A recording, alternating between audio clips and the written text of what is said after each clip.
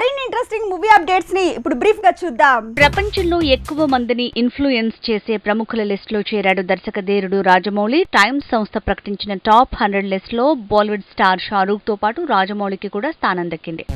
Akhil movie agent release కి ready అయింది. ఈ నెల 28న విడుదల కాబోతుంది. అయితే ప్రీ రిలీజ్ ఈవెంట్ ని ఈ నెల 18న ప్లాన్ చేసింది సినిమా టీం. ప్రాజెక్టు కే మీద 2 రోజులకు కొత్త ప్రచారం ఊపందుకుంటోంది. మొన్నటి వరకు కే అంటే కర్ణ లేదంటే కృష్ణ అన్నారు. ఇప్పుడు మరో గ్రహం మీద పోరాటం అంటున్నారు. ఇక ఇందులో 2 ప్రభాస్లు అంటూ కొత్తగా గుసగుసలు పెంచారు. సమంత పాన్ ఇండియా లెవెల్లో చేసిన ప్రయోగం శాకుంతలం. గుణశేఖర్ మేకింగ్ లో తెరకెక్కిన ఈ సినిమా వరల్డ్ వైడ్ గా విడుదలైంది. మిక్స్డ్ టాక్ ని సొంతం చేసుకుంది. ఇక రాఘవ లారెన్స్ మూవీ రుద్రుడు కూడా ఈ వీకే వచ్చింది. కాంచనా రేంజ్ లో ఆకట్టుకుంటుందని అంచనాలు వేస్తే టాక్ వీక్ అయింది. యావరేజ్ టాక్ తో రుద్రుడి జోరు తగ్గిందని తెలుస్తోంది. బాలీవుడ్ స్టార్ సల్మాన్ తో పూజా హెగ్డే ఎఫ్ఐఆర్ మీద 2 వారాలకు న్యూస్ నెట్ లో హల్చల్ చేస్తోంది. అయితే పూజ మాత్రం తానింకా సింగిల్ అని తేల్చింది. ఎఫ్ఐఆర్ రూమర్స్ కి బ్రేక్ వేసింది.